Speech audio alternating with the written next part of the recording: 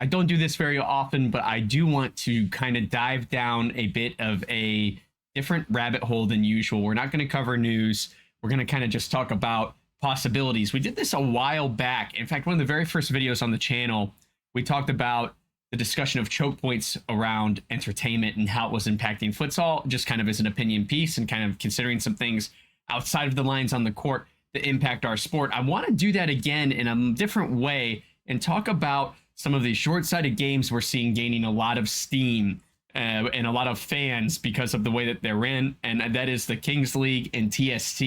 Both are becoming wildly popular, with celebrities and stars participating in both, as well as internet personalities, and then also bringing a lot of attention to the short-sighted game around the globe. I think it's more exciting to fans because it's short-sighted and it has unique rules and prizes, and like I said, those celebrities. But does it muddy the waters? Does having these different contests that have these different little nuances and rules make things more complicated when we try to teach people about the rules of futsal? Personally, when I think about these things, I don't think that it necessarily does. I think that what we do is actually seeing more attention come to short-sighted opportunities and possibly see someone become a little more interested in futsal. Just because they're not exact rules doesn't mean they don't translate perfectly. And I think that something that's very interesting is that with the massive cash prizes in both of these tournaments, as well as these unique rules, things like Kings League having run-up penalty kicks, kind of like how MLS used to do things back in the 90s. The way TST has that final goal, that golden goal opportunity, and how they pull players away from the field after so many minutes to make the game more and more interesting. Not having penalty kicks at all in those situations. And when you consider some things like this, it makes the game, I don't want to say gimmicky, but it certainly adds a gimmick to the game that makes it exciting, makes it unique.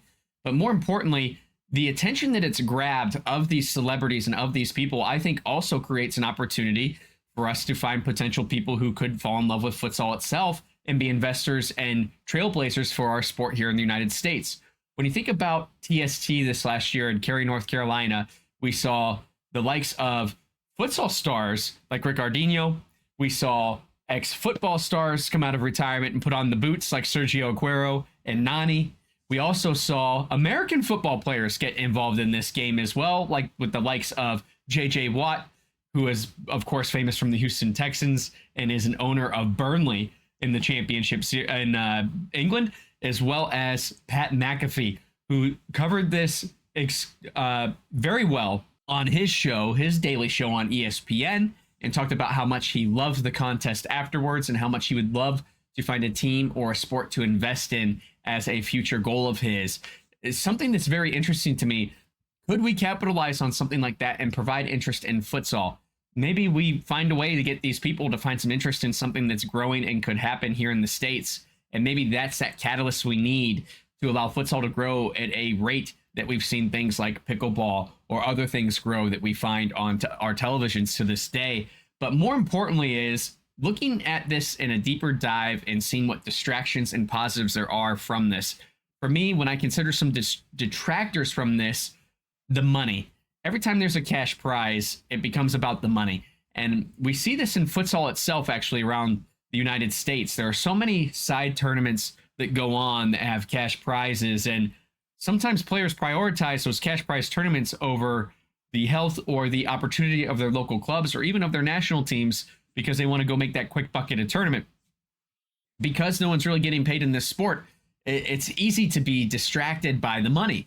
But when you think about that in the case of these big tournaments, it's really just a one-off tournament. It's not exactly anything. It's not exactly soccer. It's not exactly futsal. It's its own entity in a lot of ways. Does that really pull away from either sport? I think that jury is still out in a lot of ways. The other thing is the star power. Is the star power detracting people from pursuing something consistent like futsal? I think it's easy when things have leagues or that there's a lot of exposure to it, maybe through your kids or through your local leagues itself, that maybe you get a little fatigue, a little bit of entertainment or viewing fatigue on something like futsal. I know even someone like myself who really, really loves the sport, sometimes I just can't sit down and watch a game. I just need a quick break from the futsal world to just kind of clear my own head.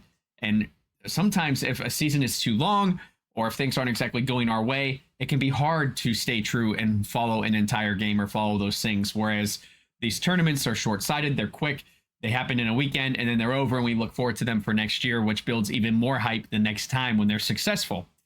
Another thing is the question of whether it's an imposter to futsal or not. I don't know that it necessarily is, but I can see how people maybe argue the fact that, hey, this isn't real futsal. It's its own gimmicky thing, like I mentioned before, and it's detracting and distracting people from something that's organized and is represented by FIFA and has this governing body around it. The benefits I find are the attention that it grabs. These things obviously grab some crazy amount of attention. Otherwise, they wouldn't be successful as they are. Take a look at something like the Kings League and how quickly they've grown in the short period of time they've existed, nearing three-quarter million subscribers on YouTube, and I'm surely going to surpass 1 million after their next season at the rate that they are going at. It's something that's exciting to people. It's something that's new and refreshing, and I think that that attention is super beneficial to the sport as a whole. Anything that isn't soccer is, I think, going to be a benefit, and that's something that I want to touch on even more based on some comments we had in a recent live stream that I think you guys will find interesting. But the other thing is the buy-in to the short-sighted game. I think this creates a lot of interest in the concept of it and maybe brings more attention to the sport as a whole and helps us out. So as I say, the detractors that I think I try to find here really might not be detractors at all. It may just be perception of some folks that I've talked to behind the scenes, but the benefits themselves of that attention and the opportunity, especially with the commingling of futsal players, arena soccer players, and retired players all together at these kinds of tournaments, I think that it creates a lot of opportunity for networking and figuring things out and what do we need to do to get this thing to that very next level. So that kind of thing is exciting to me. We recently did an interview with Rob Andrews on our live stream, who is the president of United Futsal, and I asked him his take on what he thought about these kinds of tournaments, specifically TST, since it takes place right in his backyard in North Carolina. Here's what he had to say about that. TST did everything that we were told you're not allowed to do from the same people who told me and told all of us that you're not allowed to do that. They love it. Once it got done, they loved it. But once she got in, it was undeniable that there's something here. And I almost didn't want them to play the first or second half at all. Just get to that target scoring and let's see let's see 3-on-3, to the death, 2-on-2. The Ricardinho Nani team, if you see the counter goal that was scored, you don't have to be a soccer fan. You don't have to be you watch, that is undeniable. The headsy play with the goalkeeper, playing there was strategy, but there's an opportunity here for futsal. Let's allow, so we made some ideas. So you could put it at the double penalty and allow the kicker to shoot or dribble and have two options. And the goalkeeper can come all the way out or go back, right? And a double penalty. Give both of them all the tools in the toolbox and let's see the best versus the best. That's interesting. Or let's take a player off the court. I need you guys done. It's taken 35 minutes for 8-year-olds to hit penalties and cry, when the goalkeeper can't even touch the crossbar anyway. If you kick it this high, you're going to score anyway. We're going to do that. And so next year, you will see elements of TST coming into United Futsal events to end games. Just a little bit, But as the kids like it, we're able to open it up. Why can I do that?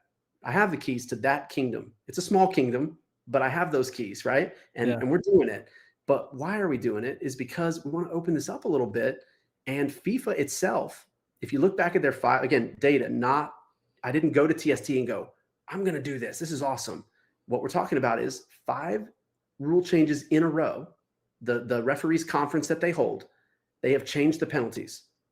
Went from 3 to 5 to this rule to that rule. You can do this, they don't know what they want to do with it. So we're going to step in and we're going to add some stuff and they can use us as a pilot. They can use us to gain data.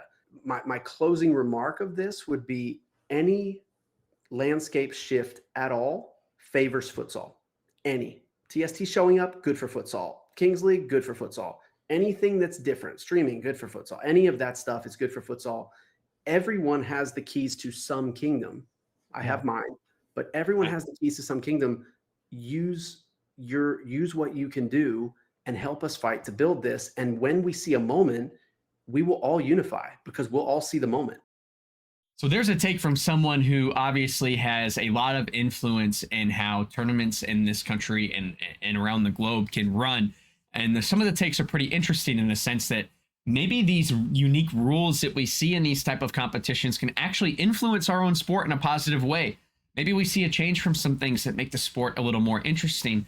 And one important thing that Rob brings up is the fact that rules change in futsal all the time, because even now, in its infancy as a whole, not just in the United States, there's still a lot of finding some identity that's going on at the organized level in the case of FIFA. So it's interesting to me that that is a possibility and something that could possibly be a direct impact to the sport outside of just the eyeballs that it brings to short-sighted games here and around the globe that could possibly influence futsal. So can situations and tournaments like this open the gateway for futsal and create more opportunity? That is the big question. Can futsal ride the wave of these exciting tournaments, even though they may not have the exact glitz and glam of those weekend tournaments? I want to know what you guys think about this. What are your opinions on tournaments like this, and especially the big cash prizes and how they influence people, and especially that star power and what it could do for any sport, especially when there's such a crossroads of it and such a great synergy from multiple different areas of personalities that come out of this stardom. I think it's a very, very interesting take and something to think about. Can we utilize some of these ideas to help grow our own sport? Tell me what you guys think in the comments or on our Discord. And until I hear from you then, don't forget, play with your soul.